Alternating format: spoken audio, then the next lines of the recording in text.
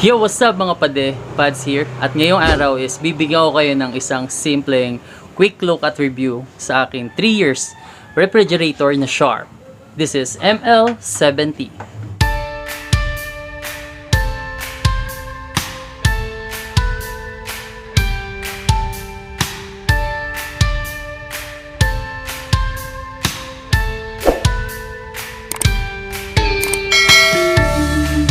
Alright, so alam ko nagtatanong kayo bakit may mga bote-bote dyan sa likodan ko. Ayan. Bago nyo pa tanungin kung ano yung mga yan, sabihin sa inyo na nagbebenta ako ng mga milk tea supply. Sa mga nagbabalak magtayo ng negosyo na milk tea shop, ayan, so you can contact me sa Facebook. Our Facebook page is Evolution Milk Tea Supplier. Kompleto tayo from powder, mga straw, creamer, fructose, ayan, so mga machine, kompleto tayo lahat niyan. So, ilalagay ko na rin sa description ko yung name ng page, yung link para maklik yun na rin para kung may kailangan kayo, makapag-usap tayo agad at mabigay ko sa inyo yung mga pangangailangan nyo sa milk tea shop. Alright, so hindi na natin papatagalin pa. So, this is my Sharp ML70. This is 6.3 cubic feet. So, ang SRP price nito is 12,999. So, pero may mga dealer na nagbebenta ng mababa. So, that time kasi, 3 years ago, nakuha ko to ng, I think, 11,500 sa ganyan. So, nagbigay sila ng discount. Pero ngayon, mas bababa. So, upon checking dun sa kaibigan ko sa appliances, mga connection natin sa appliances, na si Boss Diego. Ayan. So, may kinalaman. Alam niya yung price ng Sharp eh. So, sabi niya sa akin is 10,500 na lang yun. So, shoutout sa'yo, men. Maraming salamat. Taga Chalo, gwapo-gwapong lalaki. Question. Inverter na ba tong Sharp ML70 natin? Ayan. So, hindi pa po siya inverter. May mga nagtatanong rin, normal lang po ba na umiinit tong gilid ng ating refrigerator na ML70? Yes po, normal po siya na umiinit. Bakit? Kasi wala na po siyang bakal sa likod, yung sampayan ng medyas dati. So, ayan, tinanggal na yon, nilagay sa magkabilang gilid. Ayan, so, every time na nagtatrabaho siya, gumagana siya, umiinit siya. Indication niya na nag-work yung compressor natin. So, wag kayong mangamba, wag kayong matakot, wag kayong mataranta. Baka isipin niyo sira na yung fridge nyo. That is normal, no? So, normal na umiinit. Ayan. So, normal siya na in a way na tolerable yung init. So, hindi masusunog yung daliri mo, no? Pero kung halimbawa mainit lang na naramdaman mo, normal yan.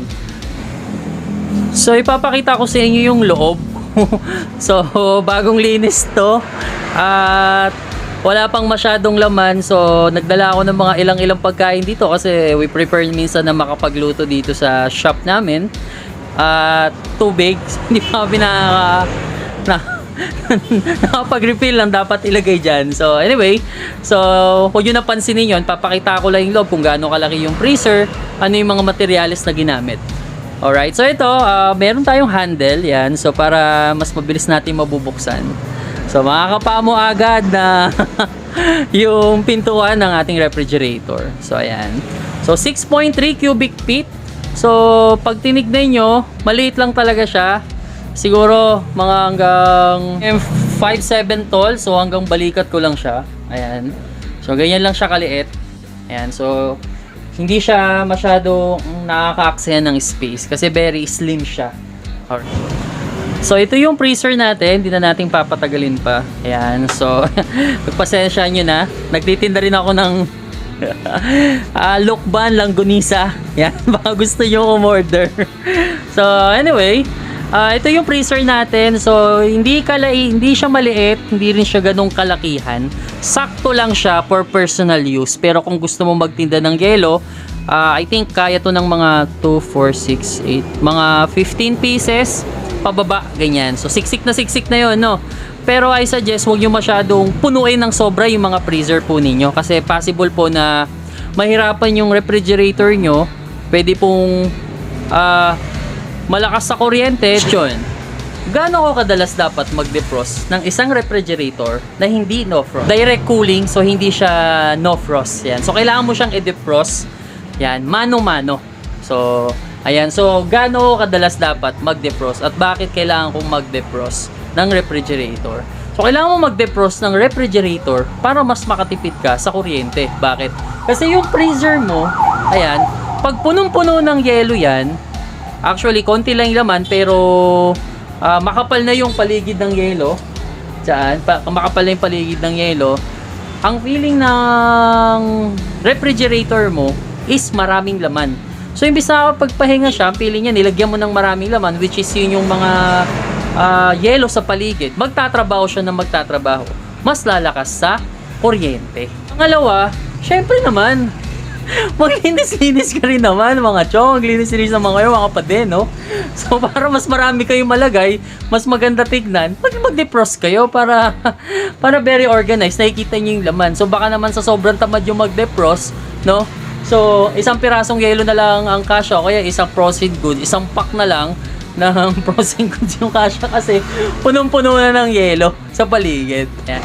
So, ito pa mga kapatid, no? So, pag magtatanggal tayo ng yelo, make sure na gagamitin natin tong ice scraper kung may nilagay kang yelo para hindi matusok or hindi mabutas tong freezer mo. Kasi automatic, once na matusok mo yan, void yung warranty mo. So, by the way, this refrigerator has a 5 years warranty sa compressor, sa motor, then 1 year warranty lang sa parts and service. So, ingatan natin yung mga binibili nating appliances. Ayan, so, tignan natin yung baba. After dyan sa freezer, ito na. So, wala masyadong laman, tubig lang. At nakatabingi pa ang ganito kasi meron kaming pitchel na nilagay. So, ayan. So, mga nagtatanong, normal po ba na nagyayelo to?